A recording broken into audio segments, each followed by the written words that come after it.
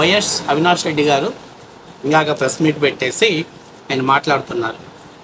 ఈ రాష్ట్రంలో ప్రజాస్వామ్యబద్ధంగా ఎలక్షన్స్ జరిగాయా, నీటి సంఘాల ఎలక్షన్స్.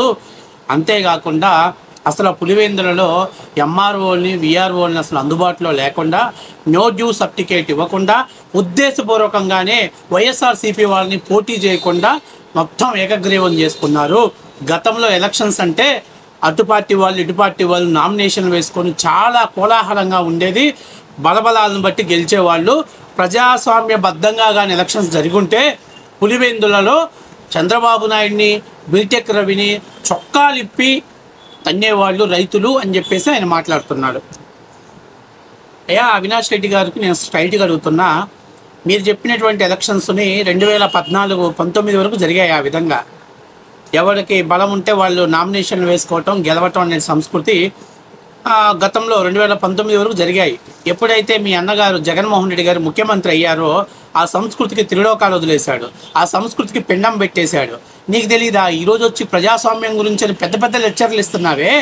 2019లో జగన్మోహన్ రెడ్డి ముఖ్యమంత్రి అయిన తర్వాత ఆయన స్థానిక సంస్థల ఎలక్షన్స్ని ఎలా నిర్వహించాడు నీకు తెలీదా? నువ్వు చూడలేదా? మర్చిపోయావా? ఆడవాళ్ళు పోటీ చేయడానికి వచ్చిన ఆడవాళ్ళ మీద జాకెట్లలో చేతులు పెట్టి నామినేషన్ పత్రాలు లాక్కొని చింపేశారు.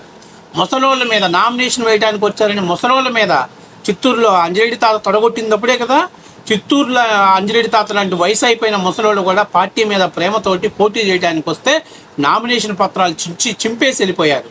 కొన్ని చోట్ల నామినేషన్ పత్రాలు విత్డ్రా చేయలేదని వాళ్ళ మీద అక్రమ కేసులు పెట్టి జైలుకు తీసుకెళ్ళి అరెస్ట్ చేయించి లోపల పడేశారు.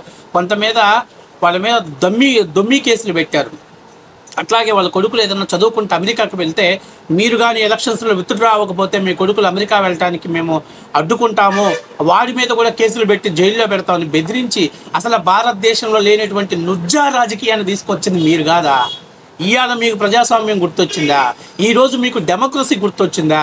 ఏమంటున్నాడైనా, ప్రజాస్వామ్యబద్ధంగా ఎలక్షన్ జరిగితే చంద్రబాబు నాయుడు గారిని, బీటెక్ రవిని బట్టలోడు తీసేవాళ్ళని చెప్పేసి మాట్లాడుతున్నాడు. ప్రజాస్వామ్యబద్ధంగానే ఎలక్షన్ జరుగుతుంది ఆంధ్రప్రదేశ్లో. కాకపోతే మీకే అర్థం కావట్లా. మీరు ఓటమిని ఒప్పుకోలేక, ఓటమి తాలూకా ప్రభావాన్ని ఏ విధంగా తప్పించుకోవాలో అర్థం కాక ఏదో ఒక కారణంతో మీరు ముందుకెళ్తున్నారు. 2024లో 164 సీట్లతో కూటమి ప్రభుత్వం గెలిస్తే తూచి కాదు ఈవీఎంల ఎఫెక్ట్ అన్నారు. సరే, ఈవీఎంల ఎఫెక్ట్, ఈవీఎంలతోటే గెలిచారని చెప్పేసి నీకు అనుకూలమైన బోకు ఛానల్స్లో ప్రచారం చేసుకొని, పబ్లిసిటీ చేసుకొని కొంత ఆత్మసంతృప్తి పొందుతున్నారు. సరే, మొన్న ఎమ్మెల్సీ ఎలక్షన్స్ని బ్యాలెట్ బాక్సు, అది కూడా ఎమ్మెల్సీ ఎలక్షన్స్ ఎవరు? ఉద్యోగస్తులు, యువత ఉద్యోగాలు వేసేటువంటి Uttarandhra MLC elections, graduate MLC elections ఎక్కడ? గుంటూరు, కృష్ణా, అట్లాగే తూర్పుగోదావరి, పశ్చిమ గోదావరి జిల్లాలలో, ఉమ్మడి జిల్లాలలో జరిగేటువంటి ఎలక్షన్స్లో మీరు బ్యాలెట్ బాక్స్ మీద పోటీ చేయమంటే ఏం చెప్తారు? బ్యాలెట్ బాక్స్ మీద పోటీ చేయమంటే మేము ప్రజాస్వామ్యబద్ధంగా ఇక్కడ ఎలక్షన్ జరగట్లేదు, మేము ఈ ఎలక్షన్స్ని బాయ్కాట్ చేసేస్తున్నాం అని చెప్తారు. నాకు అర్థం కావట్లా. యువత తమ ఓటు హక్కును వినియోగించుకుంటారు.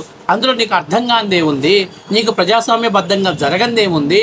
మీలాగా పోటీ చేస్తున్న వాళ్ళని బెదిరించారా? మీలాగా పోటీ చేసే వాళ్ళ మీద దొమ్మి కేసులు పెట్టారా? మీలాగా పోటీ చేసే వాళ్ళని స్టేషన్కి తీసుకెళ్ళి కూర్చోబెట్టారా? ఏం చేశారు? ప్రజాస్వామ్యబద్ధంగా ఎలక్షన్స్ నిర్వహిస్తాము, ప్రజల తీర్పునకు మనం ఆ ఎమ్మెల్సీ ఎలక్షన్స్లో కానీ కూటమి గెలిస్తే మనం ఏదైతే ఈవీఎంలను చెప్తున్నామో ఆ అబద్ధానికి సమాధి కట్టిన వాళ్ళం అవుతాం తెలుసు. కాబట్టే మీరు కావాలని ఎలక్షన్స్ని బాయ్కాట్ చేసిన మాట వాస్తవం కాదా? కూటమి ఈవీఎంలతో గెలిచిందని మీరు అనుకున్నప్పుడు కృష్ణా, గుంటూరు, తూర్పుగోదావరి, పశ్చిమ గోదావరి ఉమ్మడి జిల్లాల గ్రాడ్యుయేట్ ఎలక్షన్స్లో మీరు ఎందుకు క్యాండిడేట్ నిలబెట్టలా? అంతకుముందు స్థానిక సంస్థల ఎమ్మెల్సీ ఎలక్షన్స్లో బొత్స సత్యనారాయణ ఎందుకు నిలబెట్టారు? అంటే గెలుస్తామన్న చోటేమో గెలిచిన దాన్నేమో ఈవీఎంల ఎఫెక్ట్ వల్ల జరిగింది, లేకపోతే మేము ఏదైతే బొత్స గెలిచినాడో అట్లాగే మేము గెలుస్తామని పబ్లిసిటీ చేసుకోవడం కోసం అక్కడ మీరు అభ్యర్థి నిలబెట్టారు. ఒకవేళ తెలుగుదేశం పార్టీ కానీ రూటు మార్చి అక్కడ స్థానిక ఎమ్మెల్సీలో ఉన్నటువంటి ప్రజాప్రతినిధులు కొనుగోలు చేస్తే పెద్ద ఎత్తున అధికార దుర్వినియోగానికి పాల్పడ్డారు. అందుకే మేము ఓడిపోయామని చెప్పాలని, ప్రజలకు చెప్పాలని చూశారు. కానీ మొన్న జరిగినటువంటి గ్రాడ్యుయేట్ ఎమ్మెల్సీ ఎలక్షన్స్లో యువత తమ ఓటు హక్కును వినియోగించుకుంటారు.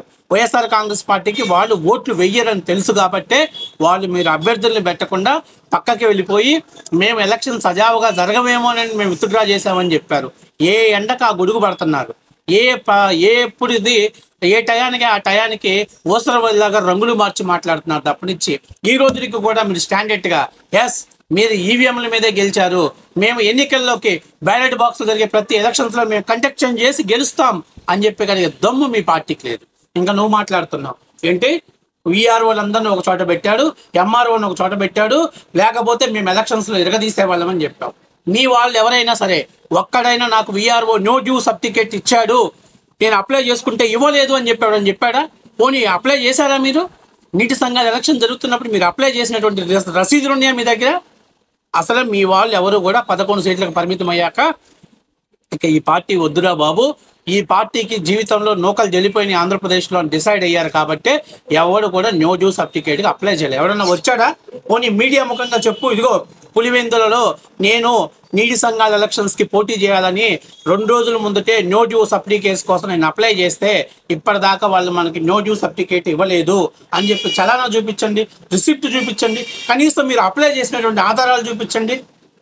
అసలు అప్లైలే చేయకుండా నో డ్యూ సర్టిఫికేట్సే ఇవ్వకుండా మీరు ఓడిపోతారని తెలిసి మీ తరపున కండక్ట్ చేయడానికి మనుషులు లేరని తెలిసి పులివెందుల్లో కూడా మా పట్టు కోల్పోతున్నామని భయపడి ఈరోజు మీడియా ముందుకు వచ్చేసి అవినాష్ రెడ్డి మాట్లాడుతున్నాడు. ప్రజాస్వామ్యబద్ధంగా ఎలక్షన్ జరగలేదు, జరుగుంటే మా తడాకా ఏందో చూపించామని చెప్పి మాట్లాడుతున్నాడు. ఆఖరికి బద్వేల్ లాంటి నియోజకవర్గంలో వైఎస్ఆర్ కాంగ్రెస్ పార్టీ అభ్యర్థి చనిపోతే ఆ నియోజకవర్గం బద్వేల్ అనేది వైఎస్ఆర్ కాంగ్రెస్ పార్టీకి కంచుకోట లాంటి నియోజకవర్గం. ఆ నియోజకవర్గం మొన్న జరిగినటువంటి ఎలక్షన్స్లో కూడా బద్వేల్లో వైఎస్ఆర్ కాంగ్రెస్ పార్టీ అభ్యర్థి గెలిచాడు. అంత పట్టున్న నియోజకవర్గంలో బీజేపీ అభ్యర్థి పోటీ చేస్తుంటే ఆ బీజేపీ అభ్యర్థి మీద కూడా రిగ్గింగ్ చేయడానికి వెళ్ళిన మీరు ప్రజాస్వామ్య పరిరక్షకులని చెప్పుకోవడానికి మీకు సిగ్గన్నా ఉండాలి. కనీసం మీడియా ముందుకు వచ్చి మాట్లాడటానికి మీకు అర్హత ఉందో లేదో చెప్పుకోవాలి. స్థానిక సంస్థల ఎన్నికలను ఎలా నిర్వహించారు? సర్పంచులకు పోటీ చేసే వాళ్ళని ఎందుకు ఏకగ్రీవం చేశారు? ఎంపీటీసీలను ఎందుకు ఏకగ్రీవం చేశారు? జడ్పీటీసీలను ఎందుకు ఏకగ్రీవం చేశారు?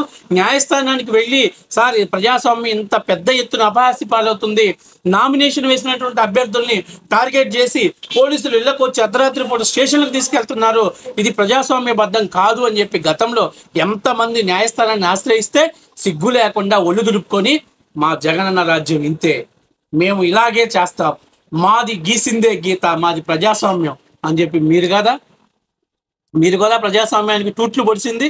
ఆ రోజు మీరు సక్రమంగా ఎన్నికలు నిర్వహిస్తుంటే ఈరోజు ఇటువంటి పరిస్థితి వచ్చేదా? రాజశేఖర్ రెడ్డి గారు అప్పుడు ఎలక్షన్స్ ఎట్లా నిర్వహించాడు? రాజశేఖర్ రెడ్డి బిడ్డకి 151 సీట్లు వచ్చిన గుండెల్లో భయం మొదలైంది కాబట్టి స్థానిక సంస్థల ఎలక్షన్స్ అన్ని కూడా ఏకగ్రీవం చేయడం కోసం దొడ్డిదారుల్లో మీరు పోటీ చేయించిన మాట వాస్తవం కాదా? ప్రత్యర్థి పార్టీలో నామినేషన్లు ఇచ్చినటువంటి అభ్యర్థుల్ని ఇళ్ళకెళ్ళి బెదిరించిన మాట వాస్తవం కాదా?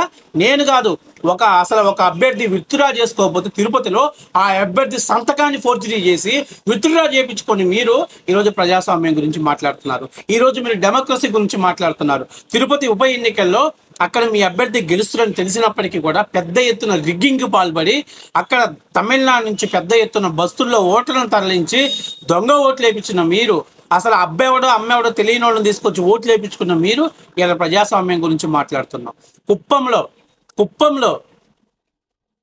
కుప్పంలో ఎంత దారుణంగా చంద్రబాబు నాయుడు నియోజకవర్గం మున్సిపల్ ఎన్నికల్లో ఓడిపుచ్చాలని చెప్పి మీరు కుప్పం మున్సిపాలిటీలో తమిళియన్స్ ఓటర్స్ని డబ్బులిచ్చి తరలించి దొంగ ఓట్లు వేయించుకున్నారు. స్థానిక సంస్థల ఎలక్షన్స్లో అసలు తెలుగుదేశం పడుతున్న అభ్యర్థుల్ని పోటీ చేయకుండా రౌడీని ఇళ్ల మీదకు పంపించారు.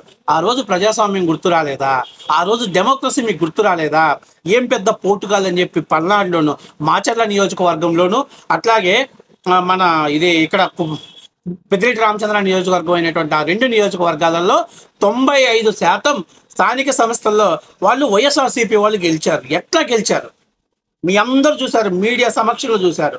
అరే మమ్మల్ని నామినేషన్ వేయించట్లేదని చెప్తే తెలుగుదేశం పార్టీ కేంద్ర కార్యాలయం నుంచి బొండా ఉమాని బుద్ధా వెంకన్న గారిని పంపిస్తే మారణాయుధాలతోటి వాళ్ళని వెంటబడతారు, వాళ్ళని తరిమి కొడతారు.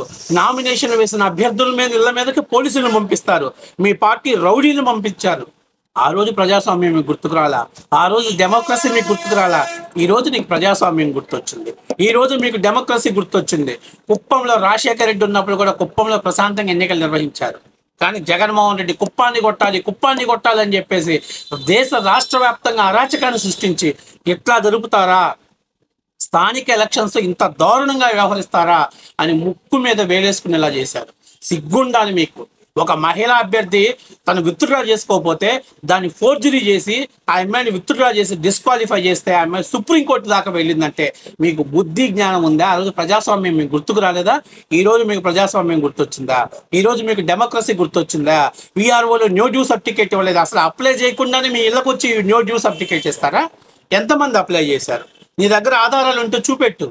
ఎందుకు ఊరిక మీడియా ముందుకు వచ్చేసి ఏదో మనం మాట్లాడుతున్నాం, ఏదో ఒక చలామణి అవుతున్నాం, నీ కేసులు నువ్వు పరిష్కారం చేసుకునేసరికి నీకు తల ప్రాణం తోక్కు వస్తుంది. ఏదైనా ఎక్కువ పర్ఫార్మెన్స్ చేస్తే ఎక్కడ వివేకానంద రెడ్డి కేసు తిరగదవుతారా, నా మెడకు జుట్టుకునిద్దా అని చెప్పేసి నువ్వు లోపల భయపడుతున్నమాట వాస్తవ విషయం. జగన్మోహన్ రెడ్డి మనకెందుకు వచ్చిన వాళ్ళే పోతే పోని, మొత్తం 11 సీట్లే మనం గెలిచింది, కనీసం పులివెందుల ఎమ్మెల్యేగాని నేను ఉండిపోయాను, ఇలాంటి చోట మనం రాజకీయంగా పట్టు సాధించలేము, వదిలేయాలని చెప్పి సిద్ధంగా ఉన్నాడు. అంతేకాకుండా వివేకానంద రెడ్డి హత్యతోటి పులివెందులలో మీ రాజకీయ జీవితం పతనమైంది, వైఎస్ కుటుంబం రాజకీయ జీవితం మసకబారింది అనేది వాస్తవ విషయం. అవన్నీ నిజాలు ఒప్పుకోకుండా మీ చేతగానితనాన్ని ప్రతిపక్షం మీద నెట్టడం, లేదా పక్క పార్టీల మీద నెట్టడం గతం నుంచి మీకు అలవాటే. అధికారంలో ఉన్నప్పుడు ప్రతిపక్షం మీద నెడతారు, ప్రతిపక్షంలో ఉన్నప్పుడు అధికారం పార్టీ మీద నెడతారు. కానీ మీ ఫెయిల్యూర్స్ని మాత్రం ఒప్పుకోరు. మీరు గతంలో ఏదో ప్రజాస్వామ్యబద్ధంగా పరిపాలించినట్టు ఒకసారి రివైజ్ చేసుకో. 2019-24 దాకా స్థానిక సంస్థల ఎలక్షన్స్ మీరు ఎట్లా నిర్వహించారో ఒకసారి రివైజ్ చేసుకుంటే ప్రజాస్వామ్యాన్ని ఇంత దారుణంగా అపహాస్యపాలు చేసిన మీరు ఈరోజు ప్రజాస్వామ్యం గురించి, డెమోక్రసీ గురించి, వ్యవస్థల గురించి మాట్లాడటం నిజంగా చాలా సిగ్గుచేటు. తాడిపత్రిలో ఎంత మారణ హోమాన్ని సృష్టించారు, దాన్ని ఒక పాకిస్తాన్లో తయారు చేశారు. 100 మంది పోలీసులను దింపారు. అక్కడ ఎవరి కోసం దింపారు?